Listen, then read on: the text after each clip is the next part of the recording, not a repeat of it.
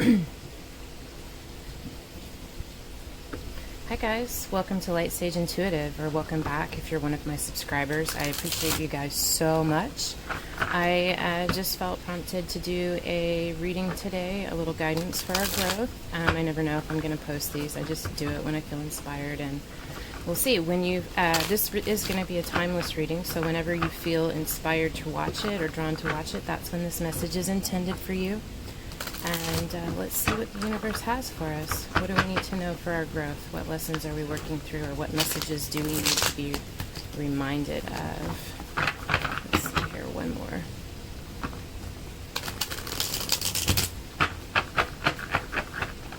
Okay. What do you have for us, universe? What do we need to know? God, Spirit, great guides, ancestors, Great Spirit, however you resonate with that, it's all the same. You're that divine force. What message do you have for us? What do we need to know? That jumped. Four of Wands. Okay, celebration. Could be a marriage.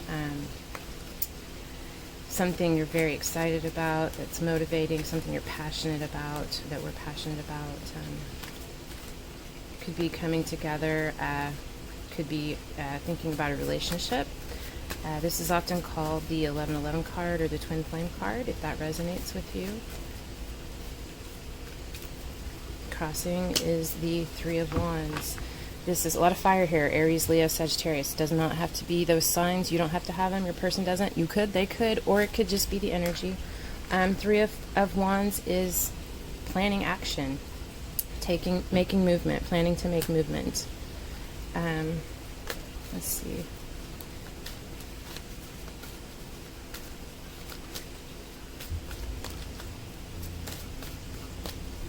What is crowning us is the Six of Cups. It's Cancer, Scorpio, Pisces. It's water in motion. Six of Cups is a card about reminiscing about the past, reconciliation, or reuniting with people from your past. There may be people or relationships, significant relationships from your past that are coming back into your life during this time. Can be someone that you dated or had a relationship with as a child in high school 5 years ago, or it could be past life connections coming back to you, however that resonates for you, but that's very significant right now. What is beneath you or in your subconscious mind is the Ace of Wands or the Ace of Fire. This is a very, very passionate new beginning, some idea that is percolating in your mind. It's sparked. Some idea has been sparked, and there's a lot of potential for something very passionate to grow from this.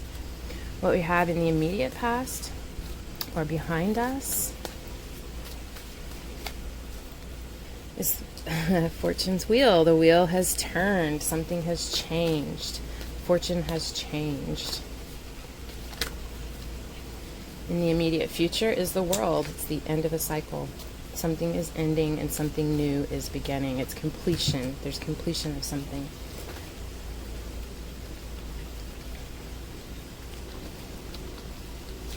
Let's see here.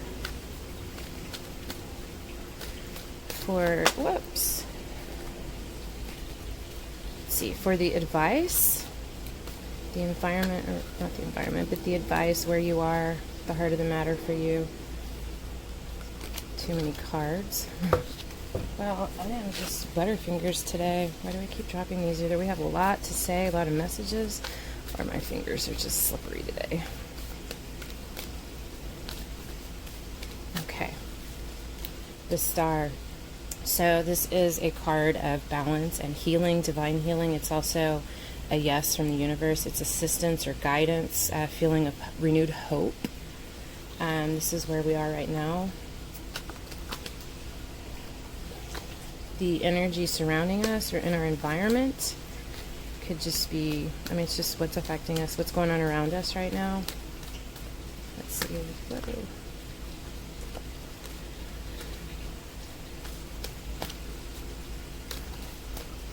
One more. Two of Wands. Planning, action, taking stock, trying to figure out what it is that you want. There's a world of opportunity around you. It's just looking around, figuring out what your next step is. This is you trying to begin that movement, and this is planning for it.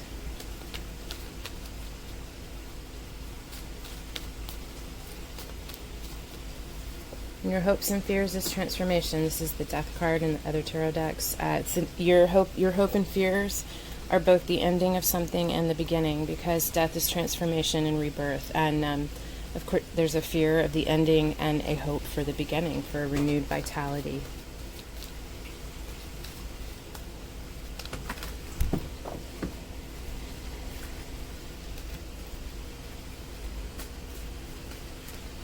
And for the potential outcome, the Four of Cups.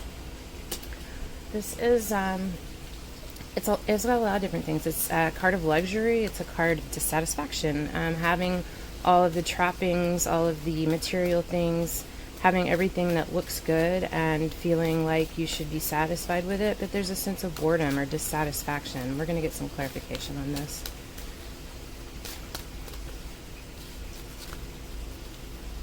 Five of Pentacles. That's a feeling of being shut out or shut off, disconnected, not having enough. It's in your mind. It's not a reality. It's just how you're feeling.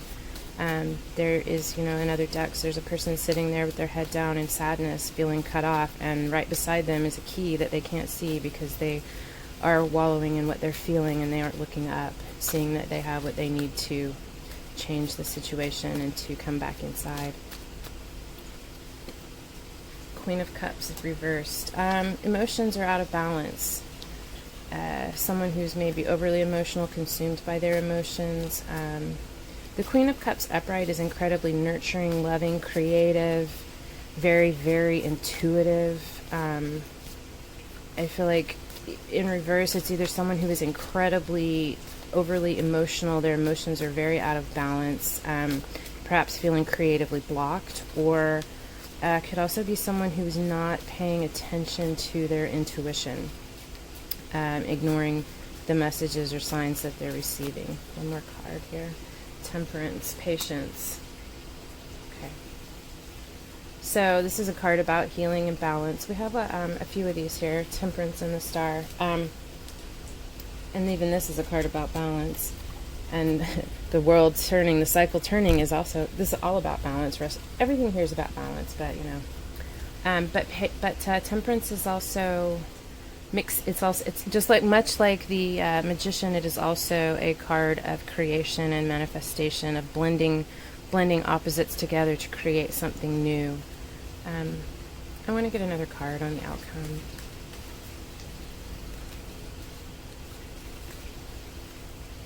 Seven of Swords. This is a card about feeling. Seven of Swords indicates that it could be someone trying to get away with something. It could be it's often called the Thief card, or the deception. It's a card of deception. You could be deceiving someone or trying to get away with something, or someone could be deceiving you or trying to get away with something, pull the wool over your eyes. Or it is also, it doesn't have to be as sinister. It can just be a card of strategizing, planning, trying to figure out the best course of action. There will be some loss, but trying to pick the best options.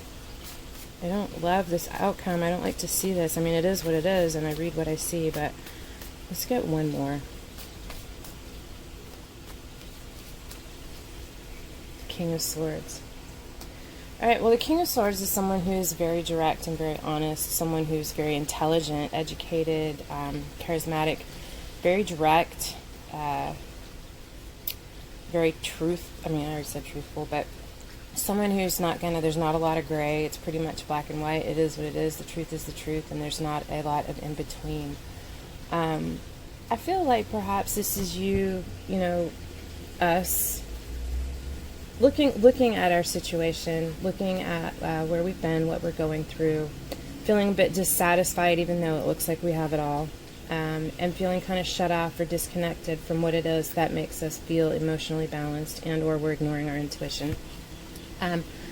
We have the Patience card, the Temperance card coming up, so there will be a balance and there will be spiritual healing. Both of these cards are about spiritual healing. And I feel like the Seven of Swords is more planning, looking at ourselves, looking at what's out of balance, figuring out what we need to carry forward and what we need to leave behind. There may be things that we need to cut off or leave behind in our life. And I feel like this King of Air is us getting ourselves in balance. Air is very logical and intellectual. Air signs tend to experience their emotions through their intellect. So I feel like this is you getting in us, finding that balance, going through that healing process and finding that balance to filter our emotions, which have become so overwhelming, through our intellect, to find that balance of the heart and the head. Which is actually a really beautiful place to be, a very powerful and empowered place to be, to still be in touch with your emotions, but to also balance that with our intellect and our thoughts. One more card. I am clarifying the shit out of this, I know, but pardon me, I do cuss sometimes. I like colorful language. If it's offensive, I apologize, but it's who I am, so there we go. Let's see, one more card here for this outcome. 9 of Swords. Oh, so much mental conflict, so much turmoil, sleepless nights, nightmares, but it's in our head. It's all in our head. Okay. How do we move past that? I'm just going to get a couple cards over here. How do we move past this potential future? I mean, I feel like it is a process that we're probably going to have to go through, but how do we move past it, or what do we come to on the other side of this? Love. The Lovers, card of Gemini. I'll go through the signs here at the end.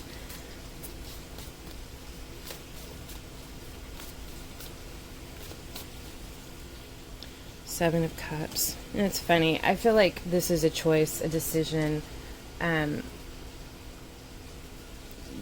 Could be a decision between two people. I feel like that's what this turmoil and this strife is about. This is a card about the Lovers, a very deeply spiritual connection, romantic, very powerful relationship. But it's also a card about choices, having to make choices in our life. And again, we have this Seven of Cups on it, signifying confusion about a decision. Things aren't clear, having difficulty choosing an option. I feel like you have options with the Ace of Swords. So there will be clarity and a decision will be made. There will be an epiphany or an aha moment. I wish. Oops. I would like to know what that is, but I feel like I need to stop here. I feel like this is what the message is for us, and we need to just kind of sit in this for a little while. I know that's not an easy place to be, not particularly comfortable, but somehow I feel like that's just part of the lesson. So we're going to leave it right there. Energies change all the time. Could be different tomorrow, next week. But this is what's showing up for us right now. I'm going to look back over this again, actually. So I do feel like this is about a relationship or coming together. There's something that is very significant, very emotional, and passionate. And there's a desire to move forward towards it, to take the planned action and make this happen. I feel like it's a very deep soul connection. Could be past in this lifetime, could be past life. There's indication it could be soulmate, twin flame, however that resonates for you.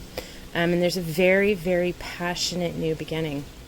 A spark that has just taken hold. It's coming in. It's in your subconscious. You're aware of it, but it's still new. It's still sparking. It's still, yeah, anyway, we'll leave it there. Behind us, the wheel turned, life changed, the cycle completed. Because this is the card is 10. And something changed and evolved, and there was a completion, and the world has opened up before you. There's new opportunity. It's your choice. Where are you going to go? This cycle has ended. It's time to move forward into the next one. The world is going to continue to spin. The wheel is going to continue to turn. You can either hop on and move forward with it or try to resist it, but it's turning whether you resist it or not, and it's just a lot more difficult if you fight against it. What's working for you, what's going on around you, where you are, is the star, and that's such a beautiful place to be. It's a place of spiritual healing. It's not as bright and clear as the sun, but there is illumination and there is healing taking place and balance. And the universe is saying, yes, you are on the right path. Continue on the path that you're on. You will figure these things out. And Again, the energy or the environment around you is trying to make a decision, trying to decide exactly which path to follow, which action it is that you're going to take. And of course, the fear of change, fear of transformation, death, rebirth. There's a hope for change and a fear of change. Makes a lot of sense to me. And then for the potential outcome where we're going to end up, it's going to be a little difficult. We're going to feel cut off, a little emotionally out of balance. I feel like it's a process we need to go through to temper ourselves. I feel like it is divine, but I also feel like we're being asked by the universe to really look at ourselves, to really look at the imbalance, and to find a way to temper it through our spirit, to temper and balance our emotions and our intellect. And through this, we're gonna find ourselves in a strong place. Still having difficulties. This is self-imposed. I want to reiterate that, guys. This is a reading for me too. This conflict is self-imposed. We can figure a way through it. We have the strength, we have the intellect, we will have the clarity to make this decision. We will get out of this place. I feel like this is regarding a very significant relationship, and the resolution, the choice, the decision, the path forward, whatever it is going to become very clear. So if you're struggling with that, just hold on. You'll get your clarity. But you have to do the work. We all have to do the work. We have to temper ourselves. We have to go through this process. And we'll get there. And so, yeah, I'm going to leave it there. I hope this helped. If this resonated for you, I would love it if you would like, share, subscribe. I feel like if you made it this far, it probably did. I'm right there with you guys. It's been hard, but there are beautiful things about it too. And the wheel will continue to turn, and we'll check in again next time and see what guidance we have for our growth. Anyway, thank you so much for being here. Love you guys. I hope you have an absolutely wonderful day. Love and light.